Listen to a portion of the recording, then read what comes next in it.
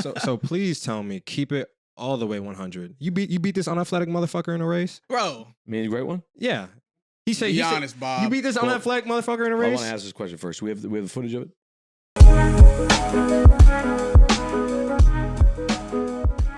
Welcome to another episode of the Second Win Podcast. I am the great one. This is Jay Mills. We are your host. And today we got one of the illest, most iconic, legendary sports commentators ever.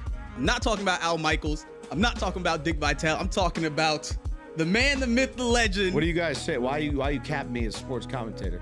I mean, you got a lot of different hats. Why but you stop me as sports commentator? I didn't want to go the whole show saying everything that you've done. All right, well, Mr. Bob Menery is on our show today. I did a lot of, like, first and foremost is this. Like, I love to just go spur of the moment. I fucking sit down with whoever the fuck I want anytime, have fun. I'm a nobody. I'm like everybody else in here in this room. We're fucking just always grinding, trying to make shit happen. I fuck with these two. These are my fucking day ones. Jarvis and fucking Great One. We spent a lot of time in LA together at fucking Barkley's fucking house. By the way, congratulations on getting him. Thank you. Appreciate That's it, a brother. tough grab. Yeah, man. He's my best friend, and he's still a tough grab. You beat the pivot. You snuck right through him. I mean, That's good shit. Someone would say. If you want to call it a competition, I think we It just... ain't a competition. Everything's the same, but I'm saying it's good shit. Saquon was very hard. Because do you know how many messages I've sent to Saquon? No. All right, so I've gotten, for anybody that doesn't know me or whatever, I've done some good shit. I've done some cool shit. I got some big people. I've sat down with the President of the United States, Saquon. I sat down with some pretty big people. But Barkley somehow seems to just keep that notifications off. In his defense, he doesn't answer a lot of people. He doesn't. So I've realized I'm outside the circle. No, I'm in the circle. I'm I know literally you're in the circle, right Great in the One. circle, and he does not answer me. I can tell you guys got the interview. I didn't. I was fucking hammering Saquon. That was like 6 years ago. No, that was fucking last week, the week before. He ain't even answering me. But I love Saquon. We had a good time together. We all lived together. Yeah. So just to start, man, I just want people to kind of know you. And I remember you telling me when we were in LA a couple years while back, man, you moved up to LA, tried to be an actor. Yes. You ended up homeless, sleeping in your car. Yes. Then you went from that to being one of the best podcast hosts, man. Great, rich, yeah, tell me about that. Rich, broke, all the time. Tell me about that when you were homeless. I don't know. I did 3 months in a car. I was on drugs. I was on crystal meth. It was something I had a cocaine problem. So what I would do is I went out to LA to be an actor comedian, right? And I went out to carry golf bags. That was my job. When I went and showed up at the pro shop, they said, have you ever caddied before? I'm like, I caddied at Augusta National, actually. I caddied for Ricky Fowler and Jordan Spieth and many others. And there's no vetting process. So they're like, you're hired. So then I went in there. And then the caddy yard is kind of like a prison. You gotta realize that. Yeah. Everybody has their sections. Everybody has their shit. You go to the caddy yard and you're a brand new worker working in the fucking yard. And your goal is to go out and make what? Money, right? Carry 2 golf bags, go finish 18 holes of golf, and that's it. But the problem is you're competing against 30 other fucking guys that are in that fucking yard that are already family. I got it's probably 75% Mexican, 20% black, 1% white. Yeah. You're the new guy. You're the new guy on the block. But I came in. I wanted to, so I had to make my way in. I mean, what was your biggest motivation during that? Because it's just, you move all the way to LA. Yep. You try to be an actor, you end up staying in your car. A lot of people in that situation would have folded. I had no choice. I mean, the thing is this, I always knew I was special. I really did. I always knew I was special. And the reason why I was special, because I had that fuel that I had, I knew that I had a likability factor, that people could come in and I talked to them. I know I could win them over in a sense. And so I had a great voice. So the only thing that I had that was really going for me was I was this mess, train wreck, doing crazy ass shit, drugs, and fucked up in LA. My work, like a normal actor or comedian would go and do 2 shows of stand-up a week. They would go and do auditions. What I did is I ran up on motherfuckers like yourself and was like, bottom of the 9th, 2 down. It was the Yankees and the Red Sox here on ESPN. And I would do my broadcaster voice. In my brain, that was me working. And I got such a high out of it. And I went into some of the most dangerous situations and just did that. I remember I rolled up on literally gang-affiliated motherfuckers once and was like, well, if it is the wide receiver core, the Jacksonville Jaguars. And it was just because I always showed up my voice in different situations. Yeah. That was the closest we ever came to death. But we were good. We made it out alive. We talked our way out of that one. But my voice is something I've always worked on. And then after having no success in LA, trying to be an actor comedian and doing all my shit, I went back to Boston at 28 years old. My story is crazy, but I've told it so many times, so I don't know if I want to tell it again, is when I actually, that last day, when I hit complete rock bottom, it was over. That was the craziest day of my life. And I don't know to this day whether it was real or not. Because I was so fucked up. So I was 20, you want me to tell it? Yeah. So I was 26 years old, and I don't know, whatever it was. It was the last day when I left, so I don't know timeline. My memory's so bad. But I was in the back of a car. I remember going out.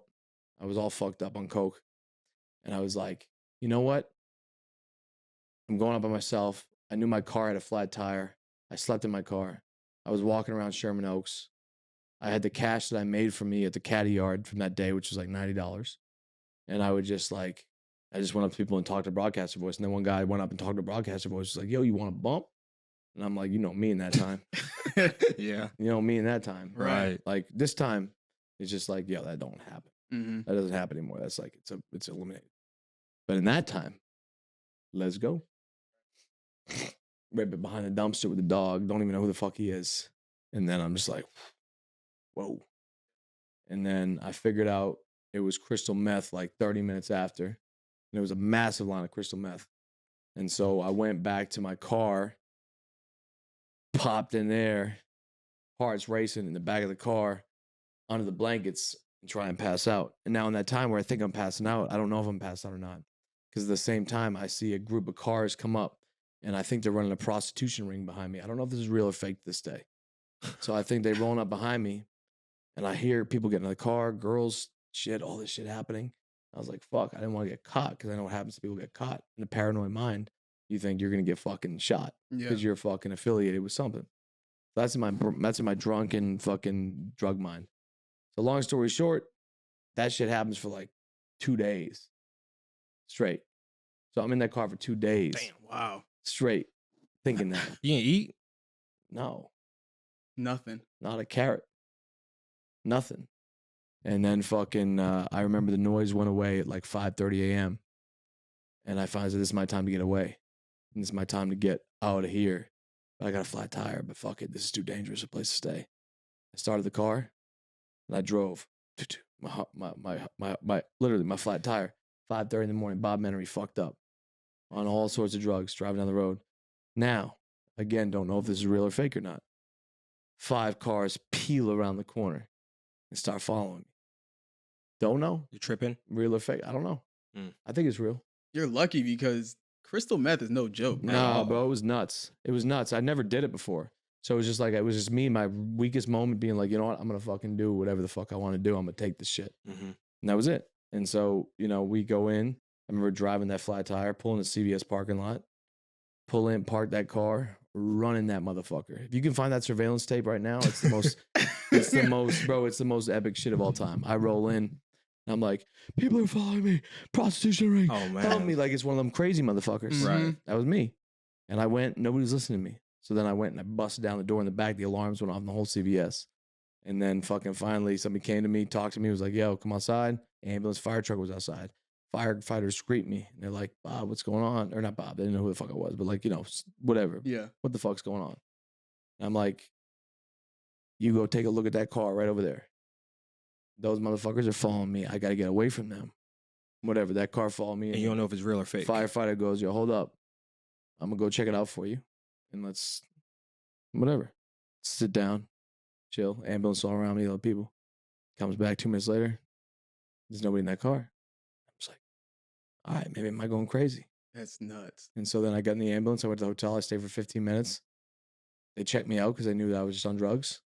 And then left, called my buddy and said, I got to get out of here. Ernie Giapapis, he was a caddy at a country club. Called my parents, called my mother and father, called my sister and brother. I was on the next flight out. And I was out of LA. So that was a rock bottom moment. So was this around that time? I heard the story, man, but I got to confirm to her, see if it's true. But you're talking about at that time, you were a fake acting coach, and to make money, you were No, a fake that was way back. So I was a fake tell me acting about coach, like, that. way back in the day. So what I used to do is like, I always had passion about acting. Like I always wanted to be like an actor. It was my thing. But now that I realize like we're just shooting a movie right now, Roadhouse in Dominican Republic. So I'm down as Gyllenhaal, McGregor. It's a great movie. It's coming out. They're redoing the whole thing, Patrick Swayze and all that shit. I was It's like, fire. but it's That's too fire. much. It's like 14-hour days, bro. I couldn't do it. It's a grind. I like to move. You know, I don't like to stay still. So like the Well, problem fake- is fake acting when you do that, coach. you have appreciation, man. I'm sitting there with like Gyllenhaal in the DR, and he's doing the scene. You're watching this motherfucker act, and you're just like Donnie Darko. You're like fucking, everything this motherfucker's done. And you're just like, damn, I'm with him in the scene. And the problem is like all these motherfuckers in this room are real actors. I'm the only one that's not. Mm-hmm. So I'm like fucked. So like the director's like, yo, Bob, move over there. All right, one more step that way. Right. All right, right. Yeah, we don't need it. So how are you getting away with it back then by being like a fake acting coach? So what I do, I mean, I understood the technique. So I understood the initial beginning stuff of what actors need, and that the most important thing is to just relax. And like, I needed a way to make money. I charged $25 an hour. I was a coach at the acting library. I just like had a room that I walked into, and I invited students to come in, and like I think every acting coach is somewhat bullshit. Like it's just about like if you can get somebody to the next step, it's good. So I only worked. Yeah. I mean, it's a trained acting coach. That was. It's amazing. You never No. got called on bullshit? I didn't get called on bullshit because I always think I did a good job. Mm-hmm. Like I actually really cared about it, and I thought I was good enough to be able to charge $25 an hour Right. Yeah. for my vision. And so like what I would do is I would sit people down, and like none of my acting students ever made it, but you know. They really believed you? No, I wasn't fooling them. I was just like, yo, I know what the fuck I'm doing. Yeah. I'm 20, whatever, 4 years old. You want to come in, you want to fucking work, let's work. And I would just like get them out of their comfort zone. Because the most important thing is like when you're doing like monologues or acting scenes or whatever, is like you're just trying to be somebody else. And so what I always try to do with like teaching acting, because I am passionate about it, I just couldn't do it anymore. I try to relax people and just like get them into, I can make you do fucking, you'd be like Denzel fucking 2, motherfucker. My God. Already. Y'all were doing a little, like he was teaching you a John little was bit. saying he wanted to do acting. Like I'm not. The thing was like I go up and down with different passions at different times. Like I'm very ADHD. I'm the most ADHD person you'll ever fucking meet in your life. So I'm like in something and I'm out. I'm in something and I'm out. But acting's always been great. But the problem is I just, like I said, I got back from the DR. Bro, I'm talking 13-hour days. I'm just sitting there. Bro, I didn't even know I was a dead body. They fucking were like this. So the That's cameras, hilarious. everybody else is like really veterans. Like, dude, I got Jake Gyllenhaal. I got this guy who's been in every fucking movie, like Aladdin, Bond, fucking the director of did Born Supremacy, Born Ultimatum, Lethal Weapon. Like, it's a major fucking movie with Amazon. And I'm fucking there. And I'm like, because the way it happened was Joel, I was just rolling into UFC, going to the fight. And like this guy came up, he's like, hey, I want to put you in a movie. I'm like, yeah, sure, let's fucking go. Oh, that's dope. And I was like, I'm Joel Silver. And I was like, oh yeah, I've heard of you. Nice to meet you. And Joel's a fucking man. And he's just like, I'm going to make this happen. And so obviously they brought me into the movie for one reason only. What do you think it is? No idea. Blow that fucking shit up when it comes. Right. So like what they did is they gave me a little part in it. I go back next week and I got my one scene with Jake and I'm going to fuck that shit up. Hell Like we got a yeah. real ass scene. Can't talk about it. I'm trying to be gangster. Hell yeah. Hell Because yeah. I've done a lot of gangster interviews lately, man. Right. So like, Get on your hood shit. I kind of want to go that direction. That's what you want to get into. I don't know, man. I just like find such a connection with rap. 100%. You know, I just love fucking hood rap. That's what you are at heart. I You think don't I look it, am. but I don't. you know, dang, at heart. don't I love all, it, but I'm like, nah. I like hood rap. It's actually some of my finest stuff that I've listened to. Yes, but yeah, my girl kills me. Like sometimes I'll just be like, baby, I can't hang with you tonight. I gotta just like put this shit on, and I was blasting like Pusha Ice-T or something, and like just going in my world. So do you Like try and call the president of the United States. do you ever like when you look back right on your journey to like where you are now, that day when you did the music video with your boy and you did your spiel and it changed your life? Yeah. Like you ever think like looking back like damn what the fuck if Man, I knew it was never gonna- like if I knew never it was did gonna that? happen. I knew something. I knew some way, shape, or form, the voice that I have would somewhat be recognizable. You know, we're here with Jarvis, and we are here with the great one. If we do remember, it was just in Los Angeles not so long ago. You know, I always do that voice, and so like I don't know, I knew it was gonna work. So you did that voice and just went Yeah, viral. it was more about I just did that. I did the voice, and just dubbed it over clips. Like I just did like fucking. Yeah, I just talked over shit. The first stuff I did was like video game glitches, which I've told 1,000 times, but like I used to do like, you know, you're playing the Madden video game and they're like running up the middle. You know how glitches happen. Mhm. Like, why don't the fucking announcers recognize the glitches? Like, why the fuck are you saying, why the fuck are you saying it? A touchdown, Antonio Brown, corner of the end zone, but his fucking arm flew off. Like, why aren't you fucking saying that? It's amazing. So that's why I was like, all right, I gotta fucking recognize, I gotta fucking address that. I gotta fucking do that. Yeah. And that was it. This show is called Second Win, right? And when I think of you, like, you have to have your second win so many different times throughout your career because you create content. So you always have to reinvent yourself. You always have to think of new ideas. You always have to stay relevant. What is your strategy behind I'm that? never afraid of staying relevant. So I'm not afraid of going off the grid. I don't give a fuck. I mean, my old partners, Full Send and whatnot, like what they were very, very good at and why their shit is so great, and I'm never knocking it, it's just not me, is like driving clickbait moment. Yeah. So like they will do shit where it's like, yo, let's just fucking rock clickbait shit and break the internet and all that stuff. Mhm. I really don't give a fuck, bro. I don't need a lot of money. I don't need a lot of like whatever. Like I do shit for the game. That's it. Like I enjoy sitting here talking to you guys and fucking shooting the shit like the old days Yeah. and doing it in a setting where we can say, hey, we did it in a professional setting, Right. So Mhm. like for me, it's just like, bro, I just keep on fucking pounding and doing whatever the fuck I want to do. Sometimes I have like, bro, I have crazy ass shit. Like I'm not even close to any amount of success yet. Right. Not at all, bro. Like I'm like, I fucked up so many. I still fuck up every fucking day, whether it be money management, whether it be like fucking what, like I fuck up every fucking day. Mhm. It's just about like, do you have that? Can you just keep that will to just continue to be like, all right, let's bring it back. Yeah. That's my shit that like I try and do. And then you got to fucking limit distractions. You get girlfriends now. You got fucking like I got.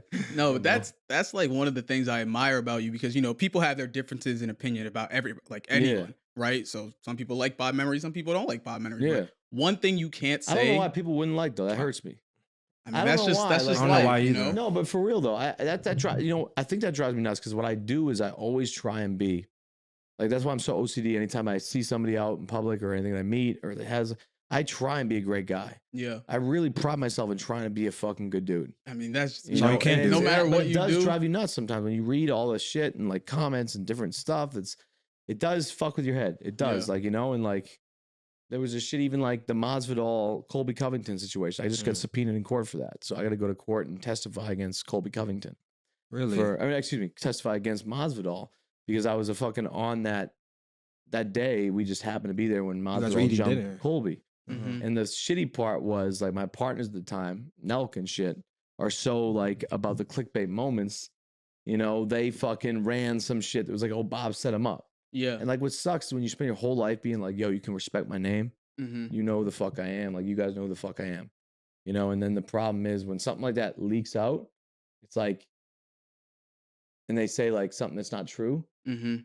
It's the most annoying thing in the world. You're just like, fuck. But like, I don't really give a fuck. Yeah. But at the same time, it's a pain in the ass. Because like, I'm not somebody that ever sets anybody up. I'm not somebody that ever like whatever. I don't do clickbait shit. I Mhm. don't give a fuck about that, man. I want to like have my girl that I love, Summer. Fucking met her. I fell in love with her. I want to have kids. I want to have a fucking normal life. But I want to do what I love, which is like have these conversations with you guys. And I think there's a big enough market where you can like what you guys are doing right now is fucking amazing. Building this show is huge, and then keep going. Just build fucking names and bring people on, interesting stories, just have fun with it.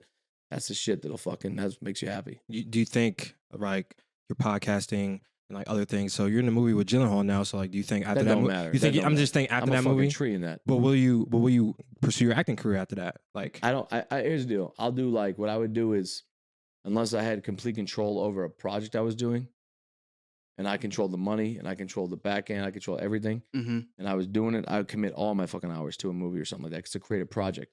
But if it's something that I'm doing, I'm just hopping on as like a piece of meat. Yeah. I don't want that. I wouldn't want like. It's a great. The Roadhouse movie is amazing. It's gonna be great. I mean, Joel's the fucking man. Everybody. It shows the movie's gonna be huge. It's $100 million movie. jeez. It's fucking big. Yeah. I mean, McGregor's first acting fucking performance. McGregor in the table read, by the way. Was it good? Yeah, this is the best. Is McGregor on the table read. I have like one scene with Gyllenhaal that we have. It's a really engaging one. Then we're involved in some other shit.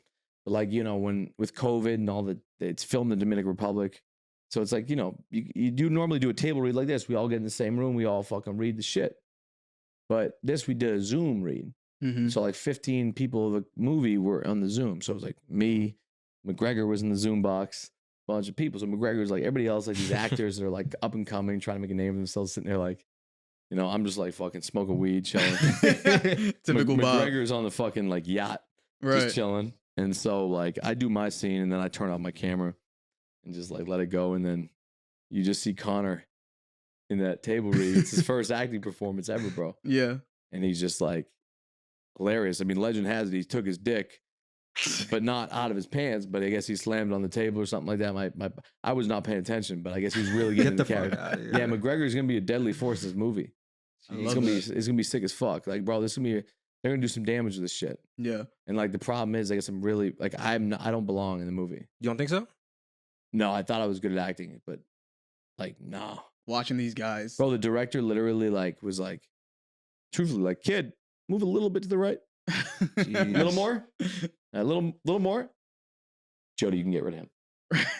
That was it. And I was like, all right, sweet. So how does it work? Like when you say your lines and stuff like that? Like I haven't said lines yet. So I went there for 1 week to film stuff that I'm involved in behind, like just shots.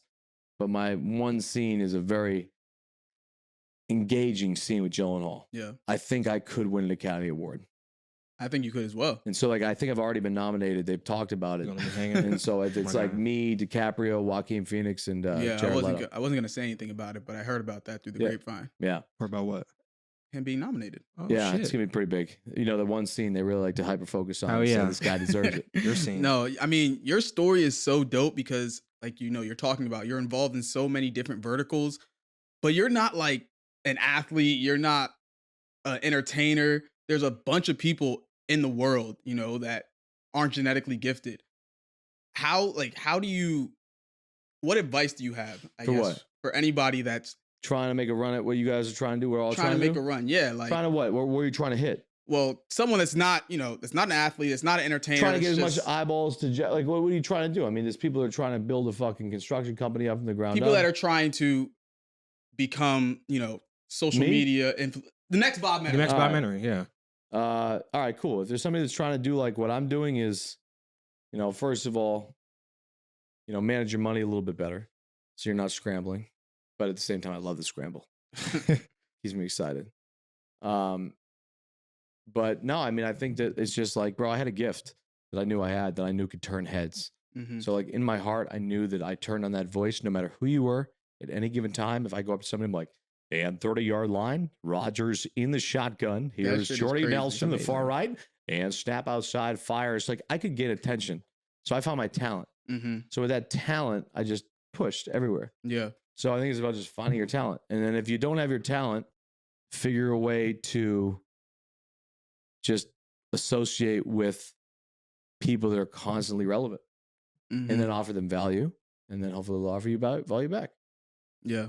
I mean, that's basically it. And during the whole process, just be authentic and genuine. I to mean, people. here's the deal. You know, you just always, if you're, the problem is in this stage of the game is like the reason why I fuck with the biggest of the big and like my reputation, I hope is good. I don't know why it wouldn't be good. I really don't. Besides, because you got to understand this world too, is anytime you say no to a deal. So if you want to do a deal with me, right? You got this company, say fucking DraftKings. I love DraftKings. Matt Kaler's a good friend of mine, by the way. But if you have like DraftKings like, we want to work with you. But we couldn't figure it out. Sometimes that can be interpreted as bad business. And then Bob's difficult to work with because we didn't get a deal done. Because they're pissed and they're egotistical and say, well, we couldn't just get something done. We have that shit come across our desk every day with all sorts of like brand deals, this, sports, this, cannabis, everything. You know, it's about, but I know at the end of the day, like I'm a good fucking dude. If I give you my word, I am so OCD about making sure that everything happens the way I said it happened. And if it doesn't, I'm going to apologize, you know, incessantly. So tell us, man. I'm not sure if you want to, but like, what happened? Like, just keep it real, man. What happened with the Full Send, man? The whole deal, Full like, Send podcast. yeah, Keep it G. just keep it G. So me because- Just like, I mean, you were on there. You guys were making great content, blowing the fuck me up. Me and AB are going to talk about it tonight on our shit, which I want you to come in on. Oh, But I'll be there. at the end of the day, when does this air? whenever you you want. All right.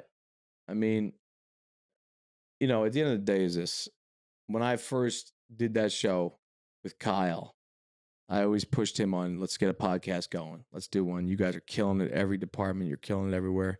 Let's fucking make a podcast. And he was like, yeah, let's make a podcast. It was talked about for a while. And then finally, he pushed me on, like, yeah, let's do a podcast. We did. And when we entered in our deal, you know, it was just, like I said, I'm a man of my word. I'm like, yo, here's the deal. I'll sign fucking shit. But like shit goes good, like we're good. Maybe I'm an idiot, but that's just the way I roll. And so when I told them and my expectations, and when I came to them recently about, hey, let's make sure those expectations that I had immediately when I paid my respect and build this show with you, that they're all good, And then they weren't good. And then I gave them another chance to be like, are we good? And they're like, no. I'm like, okay, we're good. And that was it. So, I mean, look they're savage business guys. They are. I mean, they do a great job. They've done a great job with Happy Dad. I was never involved in Happy Dad. I never had a piece of Happy Dad at all. And Happy Dad was obviously advertised throughout our whole podcast. So, I wanted to be involved in Happy Dad because I saw the success. I knew who they were. I knew they were fucking massive. They had a good tasting drink, I think. And they were smart. So anytime you see that, you want to get involved with it. The problem was it was just like, I wasn't really able to, and that was the hard part. It's like, well, I'm not even involved in this fucking thing. But at the same time, it's everywhere. I'm not even fucking making a penny off this shit. And then also the problem is like, I'm not making a penny off this shit. Everybody thinks I'm with Happy Dad. So like, if I want to build a career for myself and make myself huge, like, because that's my goal, whether or not I hit or miss, I want to keep my option open. Problem, it was guilty by association, but I had no piece of it. That was one. There was multiple issues that we had. At the end of the day, the working environment between me and him and Kyle and those guys were fucking amazing. Like we produced really good, funny shit. We had a great time in the room. It was just obviously when you come now outside the room, which I always hate, is when shit goes south with dumb fucking shit. I poured my heart and soul into that. I fucking murdered that show. I built those shows for those motherfuckers, and that's it. And I just had enough, where I was just not going to get danced around anymore. I mean, I've executed some amazing shit for them, and they also put me on their platform. We both had our pros that we've had, and we both have had our cons that we consider pros and cons. But at the end of the day, like, it's just not the way I do business. Yeah. That's the hardest I've seen you go in anything. Like, you were dedicated. Dedicated. You poured your heart into that. And I know a bunch of people. That means a lot to me. Yeah. Like, I mean, you can see it from the outside looking in. I wasn't in the room with you guys when you guys were game planning. Well, we're going to go. I'll tell you this, though. The good news is, like, what I did was I went through a period after that, and it sucked. Like, just in my head, when I disconnected from them, and it was just like I put in a year of just craziness, crazy work ethic. I wanted the #1 show in the world on YouTube. We had it. They have it. So it was like fucking. I poured in every ounce of everything I had in that show, and I was just waiting for a different result that didn't happen. Which we had a fucking deal, and it sucked. But that's why, again, at the end of the day, it sucks. But make sure when you sign shit, I guess. Not where I come from, but get it looked at, I guess. In a real way, in a tricky way. Yeah, but I don't want to do deals with anybody that ever like that. But I guess they have a lot going on, so they got to be buttoned up. It's all run by lawyers and shit now. Kyle's built a great empire. He's built full send to the moon. I give him the most respect. But at the end of the day, they could have handled that situation better with me. 1,000%. So going through all that shit, and we saw all the clickbait and all that bullshit. Like Bob Menery did this. Like, how'd you bounce back from that?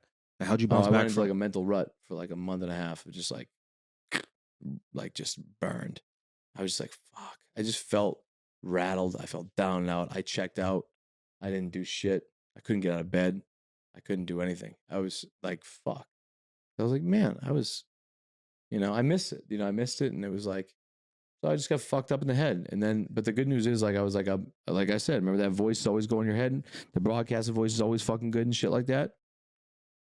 I knew I can bring it back. So what I did is I'm starting this back up. I went to DR. I said, after DR, we're going back to work. Right. We're fucking ripping our shit, and we're going to fucking bring it back. Yeah. It just happens, bro. It's like, they beat me. They're 1-0 in business. I'm fine with that. You just got to get back on the horse. And that's something that you've always excelled at. Like, you've built so many things. I wouldn't know about excelled. I mean, I'm you had the #1 podcast before them, #1. You were, but how also to do too, this. you realize too, when you are that, not, that's the other thing too, is like, #1 podcast and whatever is like, I don't really care about that anymore. What I care about is sitting down and having like really sick ass engaging conversations with interesting people that are so spontaneous. It's just real. I don't give a fuck about the fucking #1 shit or whatever. I've already done it. We've already done it. I did it. Yeah. I got fucking Ukraine, Russia. I got the fucking president of the United States to come and fucking sit with us. Trump, with fucking, huge help of Dana. Put it over the edge. Got it done. Dana got it done. And I don't really give a fuck anymore. What I care about is my girl. I care about building a family, and I care about just doing what I love. Yeah. I don't fucking know what the fuck my life is. I have no idea, bro. I have no idea what's going on in my life ever. It's so fast. It's so in and out.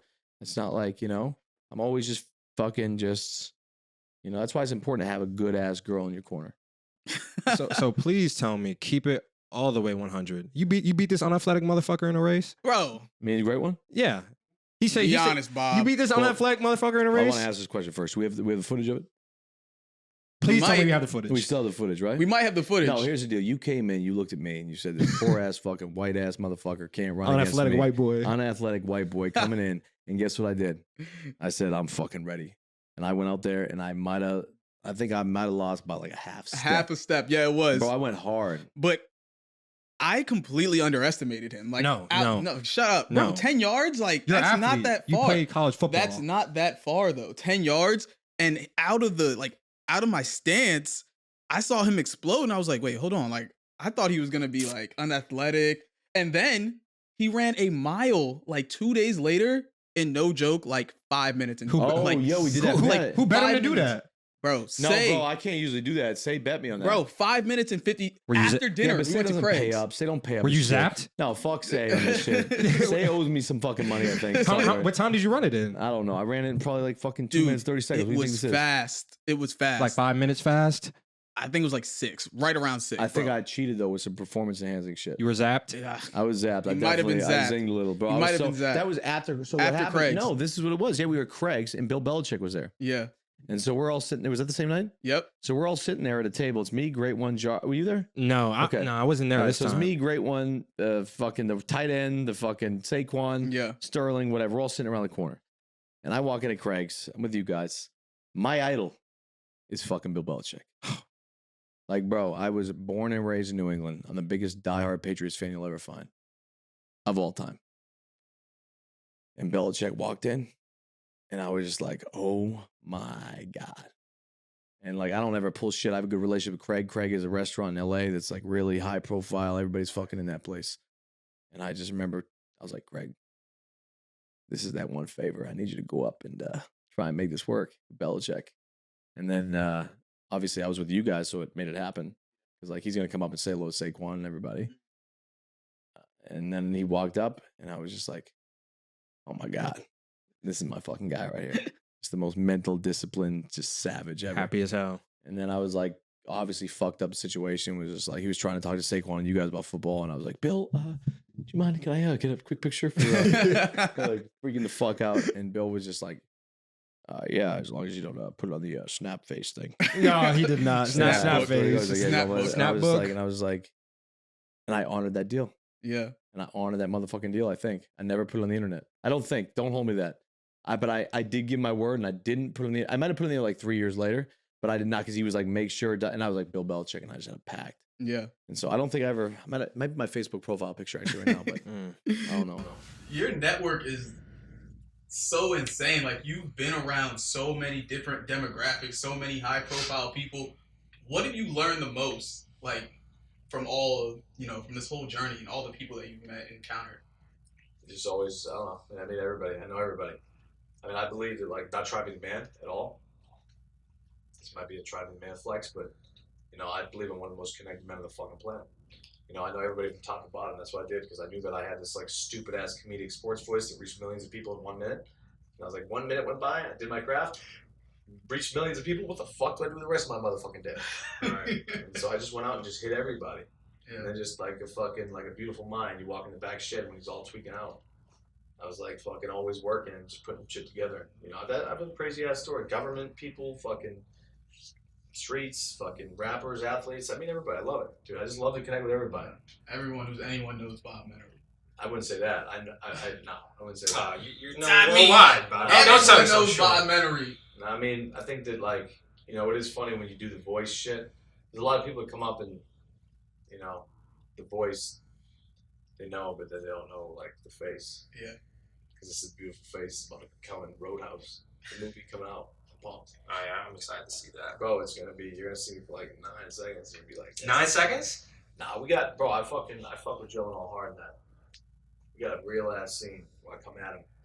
The problem is Jake understands I'm coming from fucking blood, and I will fucking light his ass up. That's amazing. I love that. That's amazing. That's fire. That's it. That's how it is. Who was, when y'all stay at the house, who won the most games? Of what? Like, just competition. I know the fucking house was Oh, filled I with fucking by the way, testosterone. the problem was yeah, it was a lot. All right, so basically, what happened was, what was the situation at the house? I mean, I saw a piano playing. What the there was fuck? piano playing Well, the we first had we had day. the greatest time ever. The first day I walked in, Bob was like, "Who's this guy?" And I didn't say that to you. no, we had the one-handed push-up competition. Oh yeah. First day. Oh, yes, Yeah, but I had my remember intel that. on you. Oh, you already knew. Yeah, I already knew. You already knew. I know you were something. And he was like, he can't do 10 one-handed push-ups. And Say was like, oh, he could do 10 one-handed push-ups. But I was wearing like a baggy shirt, so I looked like I was It wasn't OC Rich. chunky. Did I get Right. it? Yeah, you bet. It was a friendly wager. Did I We pay? never... You paid. How You much was it? definitely paid. I don't remember the exact amount, but I didn't bet it. Yeah, I didn't lose too much money in that house. It was a tough house, though. You were smart. You were smart with the betting. I was in smart that with house. betting. Saquon, yeah, it was Saquon, Sterling. I mean, you, me, my ex-girlfriend at the time. Jarvis would pop in here and there. Yeah. You'd pop in here and there. You weren't there. Amani.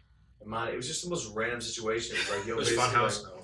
yeah, it was a great ass house, dude. Like, I remember because, like, you know, you're living with two professional athletes. They're really good at what they do. Mhm. And I'm living with Sterling Shepard and Saquon Barkley, and I'm like, I love to fucking get wild.